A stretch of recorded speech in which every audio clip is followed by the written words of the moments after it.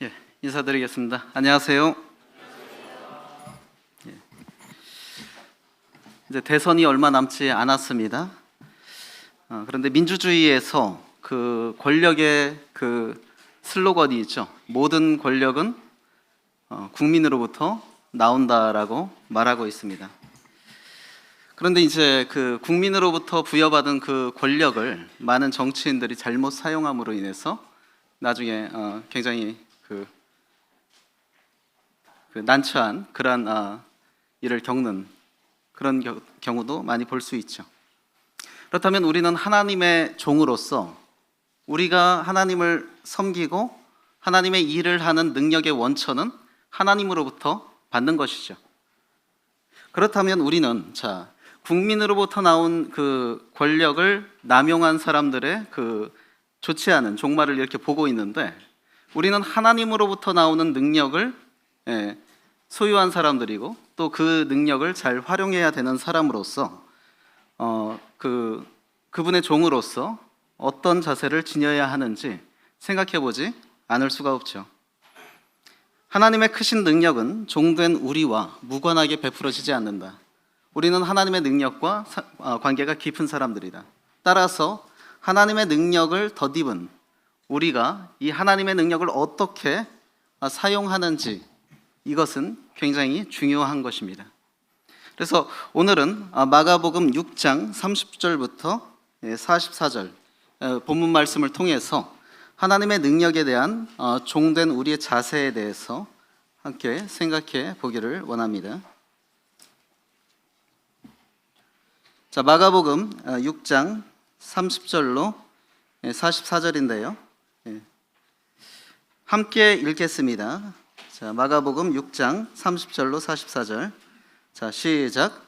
사도들이 예수께 모여 자기들이 행한 것과 가르친 것을 낱낱이 고하니 이르시되 너희는 따로 한적한 곳에 가서 잠깐 쉬어라 하시니 이는 오고 가는 사람이 많아 음식 먹을 겨를도 없음이라. 이에 배를 타고 따로 한적한 곳에 갈새 그들이 가는 것을 보고 많은 사람이 그들인 줄 안지라 모든 고을로부터 도보로 그곳에 달려와 그들보다 먼저 갔더라. 예수께서 나오사 큰 무리를 보시고 그 목자 없는 양 같음으로 인하여 불쌍히 여기사 이에 여러 가지로 가르치시더라. 때가 저물어 가매 제자들이 예수께 나와 여짜오되 이곳은 빈들이요 날도 저물어 가니 무리를 보내어 두루 촌과 마을로 가서 무엇을 사 먹게 하옵소서. 대답하여 이르시되 너희가 먹을 것을 주라 하시니 여짜오되 우리가 가서 200데나리온의 떡을 사다 먹이리이까.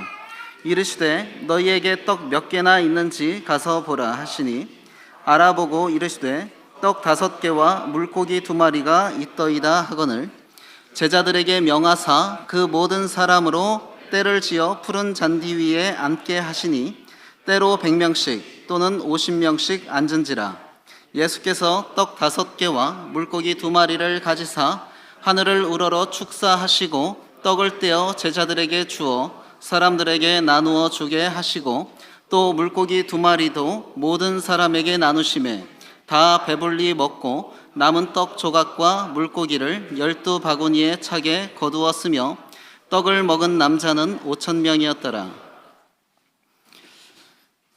우리가 잘 아는 오병이어의 기적, 사복음서에 곳곳마다 기록이 되어 있는데 마가복음에도 기록을 하고 있습니다. 그런데 저는 이 오병이어의 기적을 통해서 하나님의 종으로서 하나님의 능력에 대해서 우리가 어떤 자세를 지녀야 하는지 이 부분에 함께 생각해 보기를 원합니다. 자, 우리는 하나님의 능력을 덧입어서 하나님의 능력으로 하나님과 우리 이웃을 섬겨야 하는데, 형제자매님들, 만약에 주님께서 이 땅 공생의 기간 가운데서 행하신 많은 능력이 있잖아요. 병도 고치시고 귀신도 쫓아내시고 심지어 죽은 사람도 살리시고, 그리고 지금 나온 오병이어의 기적, 보리떡 5개와 물고기 2마리로 5,000명을 먹이신 이 기적, 이렇게 기적 등등이 있습니다. 근데 어느 날 주님께서 저한테 이런 질문을 하셨습니다. 내가 이 땅에서 선보인 능력 중에서 제일 사모되는 것이 무엇이냐, 그리고 제일 소유하고 싶은 능력이 무엇이냐 그랬더니, 그래서 저는 당연히 오병이어죠. 그렇게 생각을 했습니다. 그랬더니 주님께서 주시는 생각이, 이런 못된 놈, 네가 조금 생각이 있는 놈 같으면은 병 고치는 능력이나 죽은 사람을 살리는 능력을 사모해야지 오병이어의 기적을 사모하느냐. 자, 그런데 주님께서 지금 6장 30절에 보시면 사도들이 예수께 모여 자기들이 행한 것과 가르친 것을 낱낱이 고했다고 했습니다. 제자들 역시 능력을 행했죠. 그럼 그들이 행한 능력은 어떤 것이었느냐? 우리는 그것을 6장 13절에서 많은 귀신을 쫓아내며 많은 병자에게 기름을 발라 고치더라라고 말하고 있습니다. 즉 주님으로부터 파송된 제자들도 능력을 행했는데 귀신을 쫓아내는 능력, 병 고치는 능력, 이것을 주님으로부터 부여받아서 그 능력을 행사했습니다. 그런데 주님께서 제자들에게 주시지 않은 능력이 있죠. 지금 그것이 무엇입니까? 우리가 본문에서 살펴보고 있는 오병이어의 능력은 제자들에게 주지 않으셨습니다. 귀신을 추방하고 병 고침의 능력은 제자들에게 주셨습니다. 그런데 오병이어의 그 기적을 일으키는 그 능력은 제자들에게 주지 않으셨다. 왜 그럴까? 이 부분을 좀 묵상해 봤는데요. 귀신을 쫓고 병을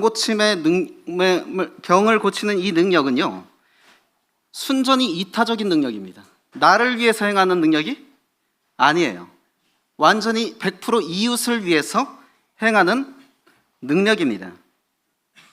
그런데 오병이어의 기적은 그렇지 않죠. 조금 성격이 다르죠. 이것은 물질과 관련한 기적이고 또 나를 위해서도 사용할 수 있는 기적입니다.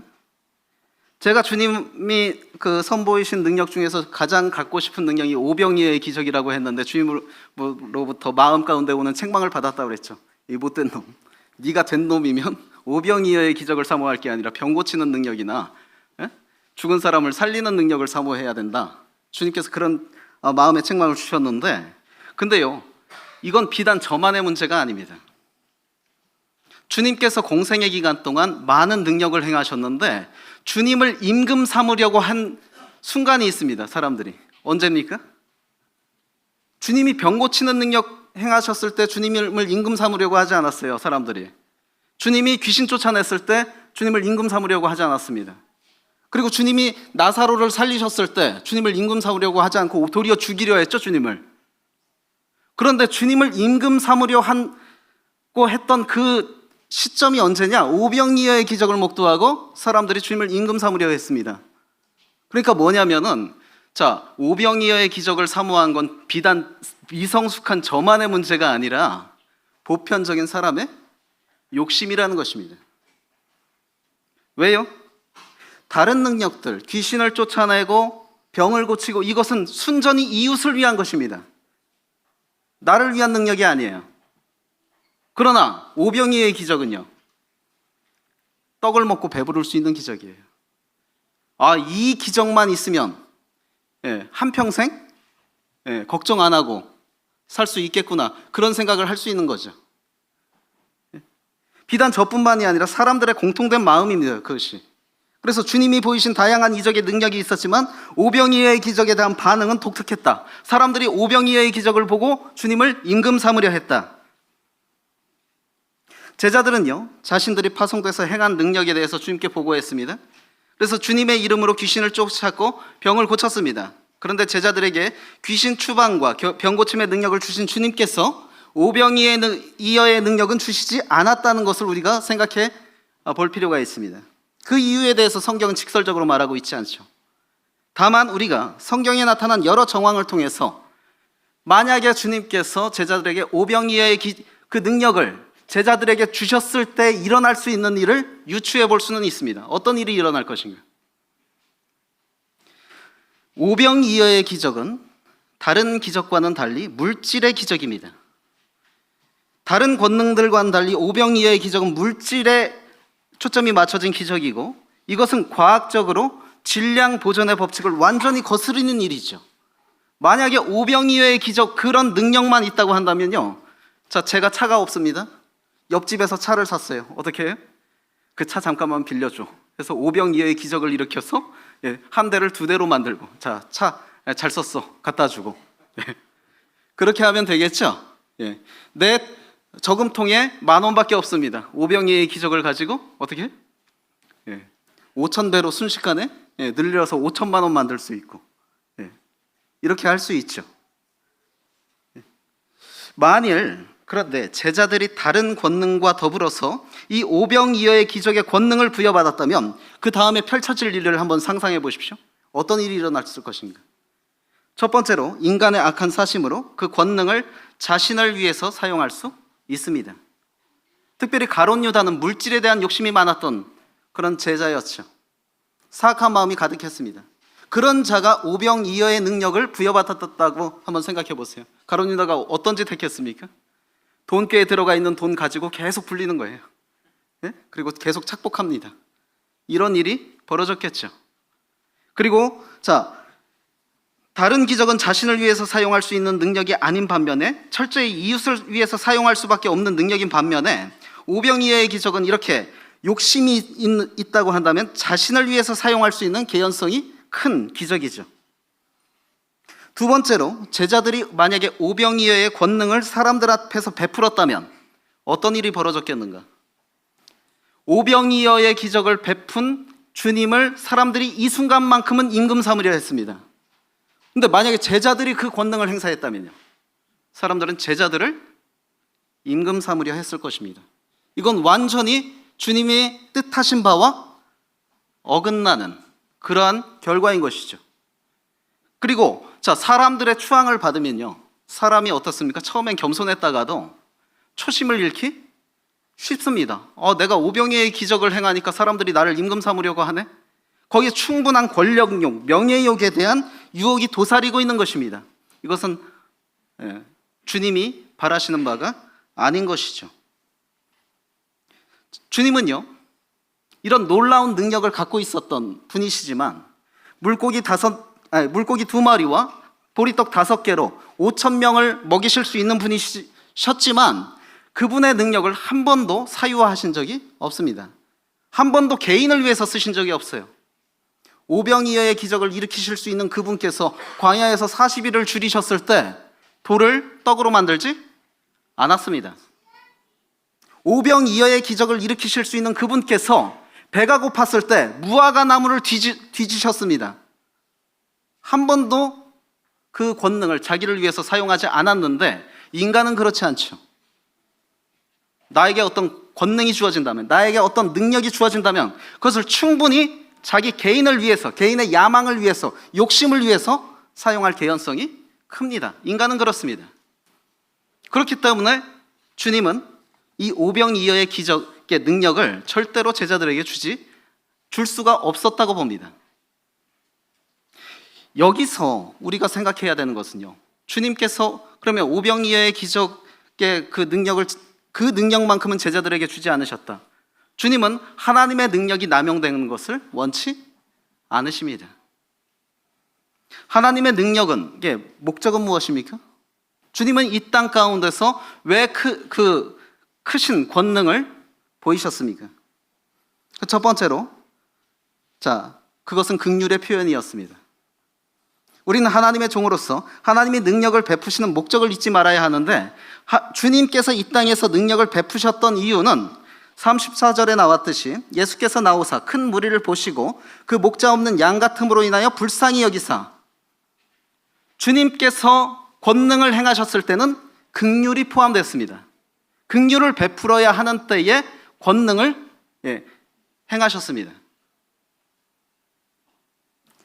주님은 아무 먹을 것이 없는 빈들에서 그분을 찾아온 이들을 불쌍히 여기셨어요. 주님은 권능을 행하실 때 긍휼과 더불어 행하셨다는 사실을 우린 기억해야 합니다. 즉 하나님의 능력은요, 긍휼과 사랑의 표현이어야 합니다. 하나님의 능력을 행하는 데 있어서 긍휼과 사랑이 빠지면 그것은 본래 하나님의 능력의 취지와 어긋나는 것입니다. 그런데 우리는 하나님으로부터 받은 재능, 은사, 이것을 활용할 때 어떤 마음으로 하고 있습니까? 거기에 긍휼과 사랑이 포함되어 있습니까?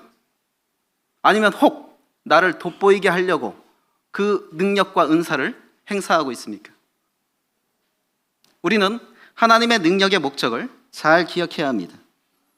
하나님으로부터 받은 능력과 은사를 활용하는 우리는 진정 하나님의 능력의 목적에 맞게 긍휼과 사랑을 토대로 그 능력과 은사를 활용하고 있는지 생각해 봐야 되며, 그것이 진정한 하나님의 종된 자세입니다. 하나님의 능력의 목적은 긍휼의 표현일 뿐 아니라 그분의 나라의 확장입니다. 주님이 여러 권능을 베푸신 이유는 그 대상자에 대한 사랑과 긍휼의 목적도 있지만 궁극적으로 하나님의 능력과 나라를 확장시키려 하신 것입니다. 오병이어의 기적을 통해 주님은 단순히 배고픈 사람들의 허기를 달래고자 한 것이 그것만이 목적이 아니었습니다. 그것을 통해 하나님의 능력을 보이시고 하나님 나라의 원리, 즉 떡이 없을지라도 하나님께서 우리를 돌보신다는 이런 하나님의 나라의 그 크신 원리를 보이심으로 하나님의 나라를 사모하게 하고 결국에 그 하나님 나라의 입국 조건, 회개하라, 이것이죠. 자, 많은 사람들이 선진국 이민을 사모합니다. 근데 이민의 조건이 그렇게 까다로운지 몰랐어요. 어떤 나라는요, 전과자는 이민자로 안 받습니다. 그리고 이민을 하려면 적어도 재력이 있어야 됩니다. 아무나 이민을 받아주지 않습니다. 어떤 나라들은. 그런데요, 이 하나님 나라의 그 이민 가는 조건, 하나님 나라에 들어가는 조건은 뭡니까? 회개입니다. 회개하라, 천국이 가까웠느니라. 그 조건만 우리에게 제시하십니다. 그래서 이런 하나님 나라의 원리를 잘 보여주기 위해서 주님은 이 땅 가운데서 그분의 능력을 나타내셨던 것입니다. 그래서 이런 하나님의 능력의 목적을 잊지 않는 것이 주님의 종된 자세입니다. 자, 하나님의 능력은요, 우리를 통해 전해져야 합니다.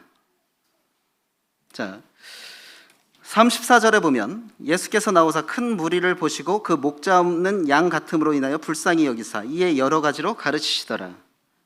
하나님은 영혼들을 긍휼히 여기십니다. 근데 우리가 하나님의 종이잖아요. 그러면 종으로서 해야 되는 첫 번째 임무는요, 주인의 마음을 헤아리는 겁니다. 근데 하나님께서 영혼들을 보시면서 어떤 마음을 가진다? 긍휼히 여기는 마음을 가지신다. 우리는 매사에 우리 주변에 있는 이 영혼들을 보면서 긍휼한 마음을 갖짐으로 하나님의 마음을 헤아려야 합니다. 주인 대신 하나님의 마음에 합해야 합니다. 하나님은 사람들의 영적 필요에 관심을 가지십니다. 자, 불쌍히 여기신, 목자 없는 양 같음으로 인하여 불쌍히 여기신 주님께서 그들에게 첫 번째로 한 일은 이에 여러 가지로 가르치시더라. 주님은 한 영혼에 대해서 우선 영적인 필요를 주목하십니다. 영적인 필요. 영적인 필요라고 한다면 그의 우선 영원한 운명에 대해서 주목하시겠죠. 모든 사람이 죄를 범하였음에 하나님 나라에, 하나님의 영광에 이르지 못하더니, 모든 사람의 영적인 우선적인 필요는요, 거듭남이죠. 하나님은 한 영혼을 볼 때마다 우선적으로 생각하시는 것이 그의 영적 필요입니다. 하나님은 인간의 영적 필요를 먼저 헤아리시기에 인간의 구원을 위해서 최선을 다하고 계십니다. 심지어 그 최선의 그 절정으로서 아들 독생자 예수 그리스도를 십자가에 못 박았던 것이죠. 주님도 병 고침을 받으러 온 중풍병자에게, 이 중풍병자는 병 고침을 받으러 왔어요. 근데 주님께서 그에게 첫 번째로 하신 말씀이 뭡니까? 소자야 안심하라, 내 죄사함을 받았느니라. 병 고침을 받으러 온 사람에게 죄사함을 먼저 말씀하셨어요. 그에게 중요한 것은 병 고침도 중요하지만 그 이전에 뭐가 중요한 것입니까? 주님 보시기에 영적인 이 필요가 먼저 선행되어야 하는 것입니다. 모든 영혼을 볼 때 주님께서 그렇게 보십니다. 또한 지금 본문에서 보듯이 빈들로 나온 무리를 불쌍히 여기셨는데 그들에게 먼저 하신 일이 영적인 필요의 공급이었습니다. 여러 가지로 가르치시더라. 우리는요, 자녀를 위해서, 자녀가 가장 큰 긍휼의 대상이죠. 그런데 자녀를 볼 때 어떤 필요를 먼저 주목합니까? 영적인 필요를 먼저 주목합니까? 그 사람의 물질적인 필요를 먼저 주목합니까? 육적인 필요를 먼저 주목합니까? 대부분의 부모들이 육적인 필요를 먼저 주목할 것입니다.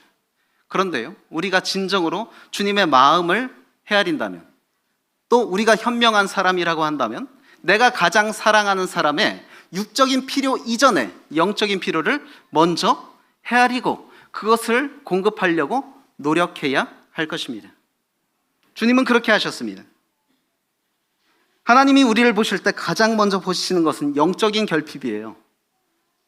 즉, 물질적으로는 풍요롭다 할지라도 그 사람이 영적으로 완전히 결핍된 사람이라고 한다면 하나님 그 사람을 불쌍히 여기십니다. 물질적으로 가난하다 할지라도 그가 영적으로 충만한 사람이라고 한다면 하나님은 상대적으로 그가 더 행복한 사람입니다. 하나님 보시기에. 자, 그래서 하나님은 사람들의 영적인 필요에 관심을 가지고 계신다. 우리는 그분의 종으로서 그런 하나님의 마음을 잘 헤아리고 영혼을 대해야 합니다.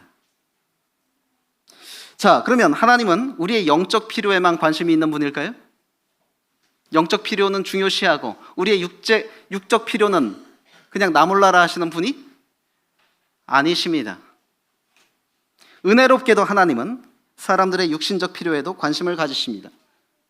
자, 37절에 대답하여 이르시되 너희가 먹을 것을 주라 하시니. 자, 주님은 그들의 육적인 필요를 외면하지 않으셨습니다. 자신은 배가 고플지라도 돌을 떡으로 만들지 않았지만, 자신은 배가 고파서 무화과 나무를 뒤지셨지만 사람들의 배고픔은 외면하지 않으시고 오병이어의 기적을 일으키셨습니다. 이처럼 하나님은 우리의 영적인 필요뿐만이 아니라 육신적 필요에도 관심을 갖고 계시고 그것을 외면하지 않으신다는 것입니다. 다만 우리의 욕심을 채우지 않으실 뿐이죠. 기도하고 간절히 바랬는데 하나님께서 안 들어주시나요? 그러면 한번 생각해 보세요. 내가 간구하는 것이 필요인가 욕심인가? 하나님은 우리의 필요를 외면하지 않으세요. 하지만 자, 너희가 받지 못하면 구하지 아니하며 구하여도 받지 못하면 정욕으로 쓰려고 잘못 구함이라. 우리의 욕심에 대해서 하나님께서 응답하지 않으시는 것뿐이지 우리의 필요에 대해서 응답하지 않으시는 것이 아닙니다. 내가 정말 간절히 원하는데 하나님께서 주시지 않는다. 그것이 나의 필요인지 욕심인지 한번 따져보시기 바랍니다. 그리고 필요가 아니라 욕심이라고 한다면 그 마음을 내려놔야 되겠죠. 물론 하나님께서 우리가 필요하지 않은데 원하신다 할지라도요, 자식을 사랑하는 마음으로 주시기도 하시는 분입니다. 손해의 응답을 해주시는 분이에요. 탕자에게 재산을 주면 안 됐어요.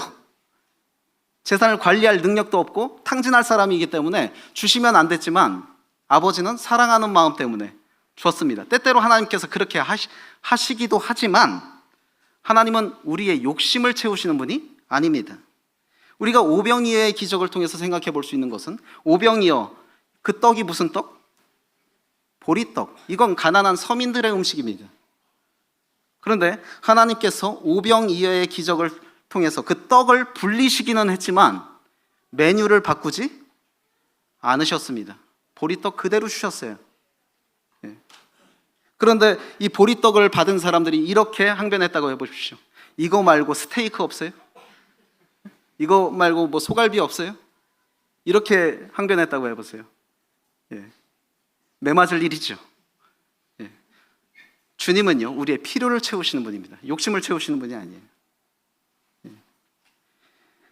그래서 우리가 그런 것을 기억하고 우리의 육신적 필요에 관심을 가지시는 주님께 감사해야 할 것이고, 또 영혼들을 볼 때 영적인 필요뿐만이 아니라 육적인 필요까지도 바라보시면서 긍휼히 여기시는 그 주인된 분의 마음을 종으로서 늘 헤아려야 할 것입니다.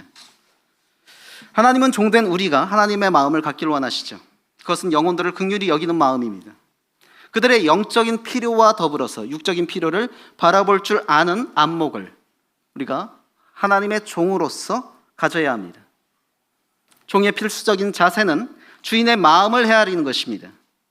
주인이 무엇을 원하는지 파악하는 것이 종의 임무입니다. 주인의 마음을 따라 내게 주신 능력을 사용하는 것이 참된 종의 자세입니다. 하나님은 그분의 능력과 긍휼이 우리를 통해서 행해지기를 원하십니다. 자, 38절에 원래 제자들은요, 주님께 합리적이고 이성적인 제안을 하죠. 이곳은 빈들이요 날도 저물어 가니 무리를 보내어 두루 촌과 마을로 가서 무엇을 사 먹게 하옵소서. 가장 이성적이고 합리적인 제안입니다, 주님께. 그런데 주님께서 제자들에게 하신 말씀은 너희가 먹을 것을 주라. 그리고 너희에게 떡 몇 개나 있는지 가서 봐라. 주님은 제자들에게 그들의 먹을 것을 스스로 공급할 것을 말씀하셨습니다. 자, 그런데요, 하나님이 우리를 먹이시는 분이신데 하나님이 우리를 직접적으로 먹이신 사건이 역사 가운데 얼마나 됐나요? 제가 보기엔 광야 40년에 이스라엘 백성들에게 만나 그거밖에 없는 것 같아요. 하나님이 직접 공급하신 게. 대부분은 사람을 통해서 공급하십니다. 사람을 통해서 사람에게 공급하셨어요. 하나님은 대부분의 공급을 사람들을 통해서 하고 계십니다. 오늘날 지구상에서요, 상위 20%가 전 지구의 80%의 자원을 차지하고 있습니다. 그러면 결국에 나머지 80%는 이 사람들이 소유한 그 자원의 도움을 받아야만 살아갈 수 있는 것입니다. 하나님께서 그럼 상위 20%에게 왜 그 많은 재물을 주셨을까요? 왜 그 많은 자원을 주셨을까요?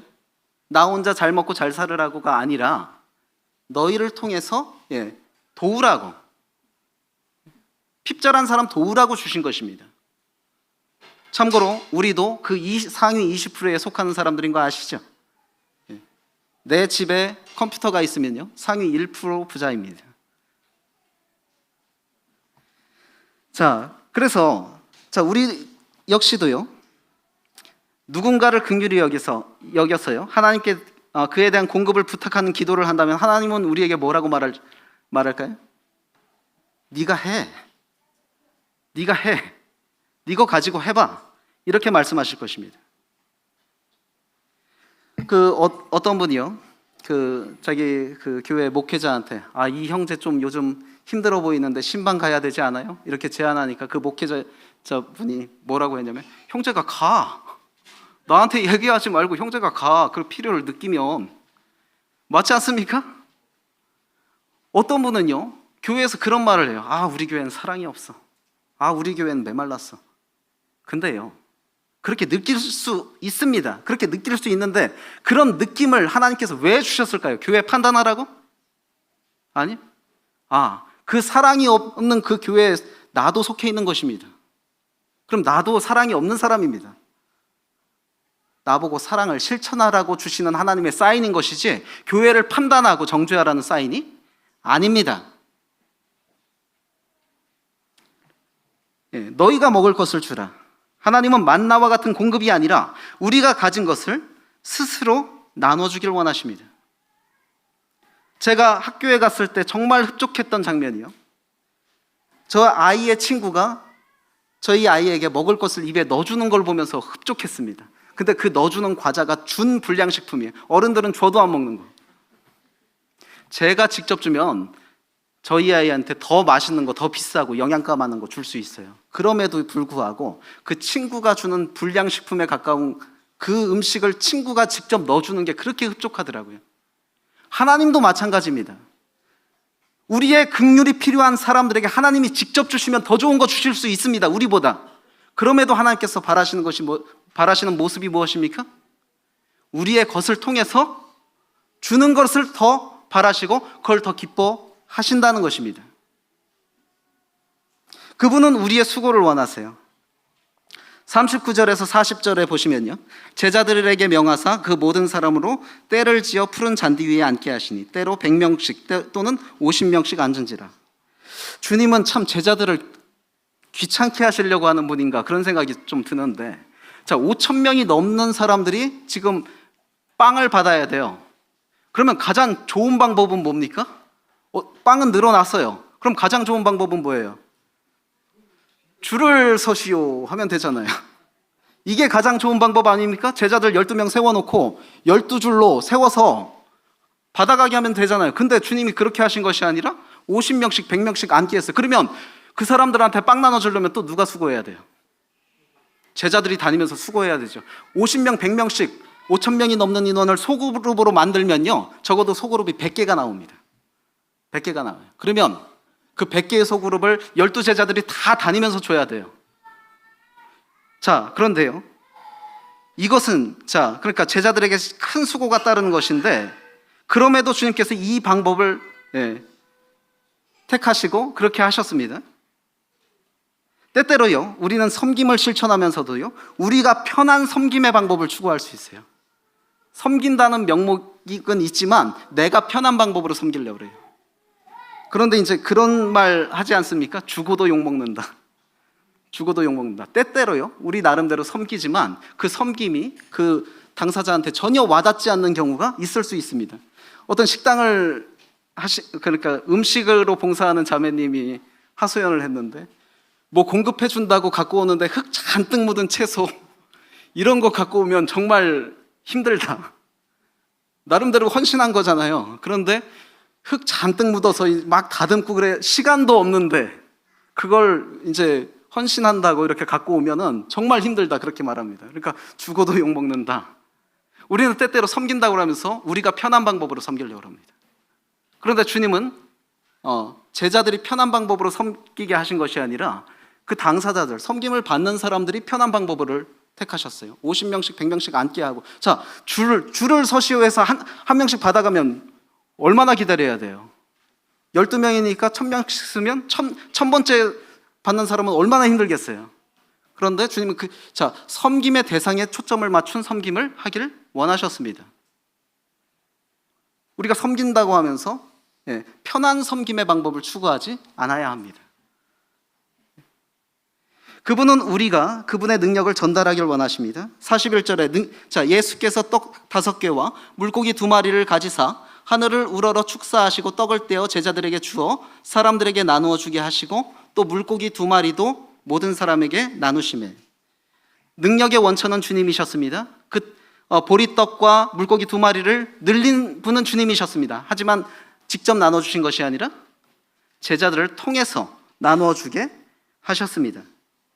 공급의 원천은 하나님입니다. 그러나 하나님은 그것을 우리를 통해 하기를 원하십니다. 우리의 수고를 위한 자원은 누가 베푸십니까? 하나님이 베푸시는 것입니다. 하나님은 우리의 능력 밖의 것을 요구하시지도 않지만 그런 상황이 될지라도 그 일을 하나님이 책임지십니다. 빈들에서 5,000명이 넘는 사람들을 먹여야 되는데 이것은 제자들의 능력 밖의 일입니다. 그러나 주님께서 그런 상황에서 제자들에게만 떠맡기신 것이 아니라 그들이 섬김을 실천할 수 있는 자원을 친히 제공하셨던 것이죠. 실로 오병이의 기적의 상황에서 제자들의 수고는 작은 것이 아니죠. 그들은 이미 둘씩 짝지어 하나님의 말씀을 전했고 귀신을 쫓아내며 병을 고침으로 피곤한 상태였습니다. 그리고 또 5,000명 이상의 사람들을 섬겨야 했는데 섬김의 방법도 줄을 서시오가 아니라 100명씩 50명씩 나눠서 직접 돌아다니면서 수고하게 하셨습니다. 자, 그러나 그럼에도 불구하고 그 섬김의 자원은 주님이 철저히 책임지셨던 것이죠. 마지막으로 우리가 주님의 종으로서 그분이 주신 능력 앞에 취해야 되는 자세, 그것은 하나님의 능력은 우리의 헌신을, 내 가치를 증진시킨다는 사실을 기억해야 합니다. 하나님 앞에서요, 헌신의 크기는 중요하지 않습니다. 사람은 헌신의 크기로 판단하죠. 6장 37절에 5,000명이 굶주리는 상황에서 제자들이 주목한 건 뭡니까? 200데나리온이에요. 200데나리온. 200데나리온은 있어야 이 사람들을 먹일 수 있습니다. 200데나리온은 오늘날 경제 가치로 따지면 한 2천만 원 되는 돈이죠. 한 끼 식사를 위해서 필요한 돈이 2천만 원입니다. 적은 돈이 아니죠.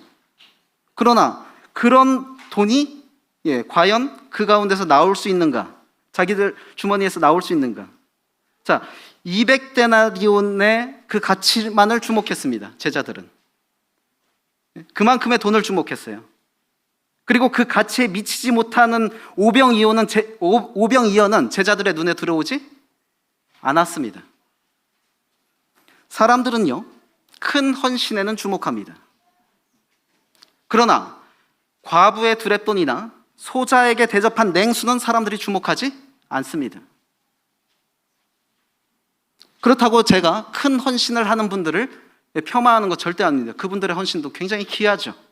그러나 사람들은요, 그 큰 헌신, 몇 억씩 기부하는 거, 이것은 참 주목하지만 과부의 두랩돈 같은 헌신, 소자에게 대접한 냉수 같은 헌신, 여기에 주목하기는 힘듭니다. 사람들이. 제자들 역시 200데나리온은 주목했지만 오병이어는 주목하지 못했습니다. 그러나 자, 우리 주님은 어떻습니까?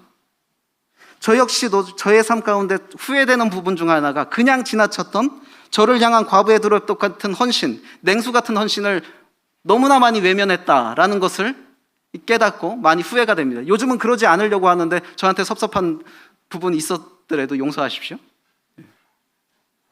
자, 주님은요, 작은 헌신에도 관심을 가지셨습니다. 주님이 주목한 건 200데나리온 뿐만이 아니라 뭘 주목하셨습니까? 사람과 달리 작은 헌신에 관심을 가지시고 오병이어를 주목하셨습니다. 너희에게 떡 얼마나 있느냐? 보리떡 5개와 물고기 2마리입니다. 주님은 그걸 주목하셨어요. 외면하지 않으셨어요. 작은 헌신이라고 해서 과소평가하지 않으셨습니다. 그리고 그것을 통해서 놀라운 일을 이루셨습니다. 주님은 소녀의 도시락이 없었을지라도 물론 돌을 떡으로 만드실 수 있는 분이시죠. 만약에 오병이어조차 없었다고 한다면 저는 주님이 돌을 떡으로 만드셨을 거라고 생각합니다. 그러나 그 방법보다는 너희에게 있는 것 뭐냐? 오병이어냐? 갖고 와라. 그것을 통해서 역사하셨습니다. 즉 우리의 작은 헌신을 주님이 바라십니다. 만나 같은 공급을 주님께서 하시기 이전에 우리가 헌신할 수 있는 작은 것이 있다고 한다면 그것을 통해 그분의 일을 이루시길 원하신다는 것입니다. 나 한 사람의 기도로, 나 한 사람의 희생으로 세상을 이기실 수 있는 분이 주님이십니다. 그 헌신의 크기는 상관이 없습니다. 5,000명 이상을 먹이기 위해 주님은 200데나리온을 요구하신 것이 아니라 그저 있는 만큼 오병이어 그대로 요구하셨습니다.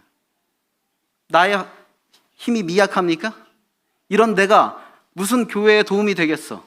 이런 나의 능력이 뭐 얼마나 하나님께 유익이 되겠어? 이렇게 혹시 생각하고 계시진 않나요? 아닙니다. 주님은 과부의 두랩돈 같은 헌신, 그것을 통해서 놀라운 일을 하실 수 있는 분이고 오병이어를 통해서 5,000명을 먹이실 수 있으신 분입니다. 그래서 우리의 헌신이 그분께 드려지기만 한다면 우리의 헌신의 가치는 수백 배, 수천 배 증진된다는 사실을 우리가 기억하고 그분의 종으로서의 삶을 살아야 할 것입니다. 우리의 작은 헌신을요, 하나님 크게 사용하십니다. 내 손에 오병이어는요, 나 한 사람만을 배부르게 할 수 있죠. 하지만 주님 손에 들려진 오병이어는 나 한 사람뿐만 아니라 5,000명을 배부르게 할 수 있습니다. 하나님께 드려지는 헌신은 본래의 가치를 능가합니다. 자, 오병이어로 시작된 그 도시락이 5,000명이 넘는 사람들을 먹이고 얼마나 남았습니까? 12광줄이 남았어요. 본래 남은 것조차 본래 자본보다 더 많아졌어요. 하나님께 드려지는 헌신은 이렇습니다. 본래의 가치를 훨씬 능가합니다. 그래서요, 나의 헌신을 작다 여기지 마시기 바랍니다. 아, 저 사람은 저만큼 헌신하는데, 저 사람은 내가 엄두도 못 낼 만큼 헌신하는데 난 이게 뭐야? 과연 이런 나의 헌신이 얼마나 교회에 주님께 도움이 되겠어? 이런 생각하지 마시기 바랍니다. 저는요, 주님께 감사한 것이요, 아무리 작은 돈도 주님께는 드릴 수 있다는 것이 감사해요. 자, 누군가에게 살해하려면 적어도 5만 원은 해야 되지 않습니까? 결혼식 가서 적어도 5만 원은 내야 되지 않습니까? 근데 주님께는요, 그거보다 작은 돈도 부담 없이 드릴 수 있다는 게 감사해요. 내 작은 헌신을 외면하지 않으시는 분이시기 때문에. 교훈을 정리하겠습니다. 우리는 하나님의 종입니다. 하나님의 종으로서 하나님의 능력에 나의 불순한 욕심이 섞이지 않도록 해야 합니다. 주님께서 왜 제자들에게 권능을 주셨지만, 귀신 쫓는 권능, 병 고치는 권능은 주셨지만 오병이어의 권능은 주시지 않았는가? 바로 거기에 욕심이 틈탈 수 있는 그런 능력이기 때문입니다. 우리는 하나님의 능력을 행한다 하면서 나의 불순한 욕심이 섞일 수 있습니다. 나를 돋보이게 하려고, 그리고 사람들이 나를 좋아하게 하려고 교회 안에서 나의 은사와 재능을 활용할 수도 있습니다. 그런 불순한 의도가 하나님의 능력에 포함되지 않도록 해야 하는 것이 주님의 종된 자세입니다. 또한 자신이 하나님의 능력의 통로가 되길 힘써야 합니다. 하나님은 그분 자체로서 누군가를 긍휼히 여기시고 은혜를 베푸실 수 있는 분이시지만, 그렇게 하지 않으시고 매개체로 나를 원하십니다. 그분의 능력을 행할, 전달할 그런 통로로 나를 원하고 계십니다. 그런 하나님의 능력의 통로가 되길 힘써야 합니다. 그리고 마지막으로 나의 헌신을 통해 하나님의 능력을 드러내도록 해야 합니다. 아까도 말했지만 제자들은 200데나리온만 주목했습니다. 오병이어 같은 건 눈에 들어오지도 않았어요. 근데 주님은요, 큰 헌신이나 작은 헌신이나 차별하지 않으십니다. 주님께 드려질 수만 있다고 한다면 오병이어와 같은 사람들이 주목하지 않는 것이라 할지라도 주님은 주목하고 그것을 통해서 놀라운 일을 이루시는 분이라는 사실을 기억하시고, 나의 작은 헌신이라도 주님 앞에서 주저하지 마시기 바랍니다. 저는요, 지난주에 출장을 갔는데, 출장을 가서 수요일 날 인근 교회를 갔습니다. 가니까 저까지 5명이더라고요. 우리 교회 수요 집회가 너무 귀하다는 것을 알았는데 거기 성도들이 너무 좋아하는 거예요. 그냥 제가 있는 것만으로 좋아하는 거예요. 저 가서 아무것도 한 것도 없거든요.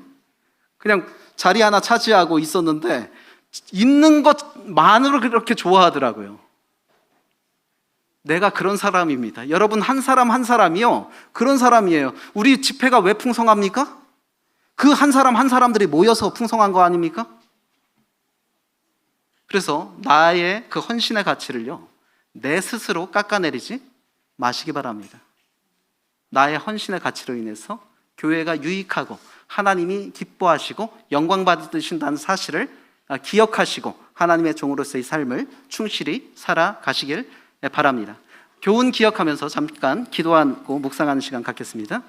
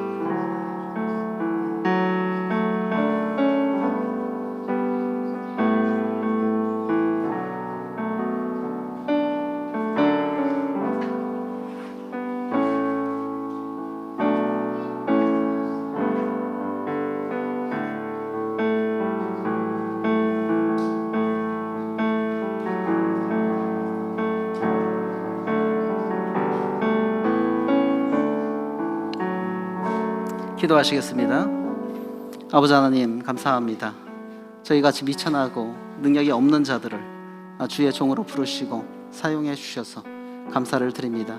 참, 그러나 여전히 미약한 저희들이 주님께서 주시는 능력이 아니면 참 주님의 일을 할 수 없는 것을 기억합니다. 참 그러나 참 저희가 주님의 능력을 입은 자로서 주님의 능력을 행할 때에 참 사심 없는 마음으로 순수한 마음으로 행하게 하시고, 또 저희가 주님의 능력의 통로가 되기를 기뻐하며 힘쓰게 하시고, 또 저희의 작은 헌신을 주님께 기꺼이 드림으로 주님께서 크게 역사하실 수 있는 그런 자들이 되게 해 주시기를 원합니다. 감사드리며 예수님 이름으로 기도했습니다. 아멘. 감사합니다.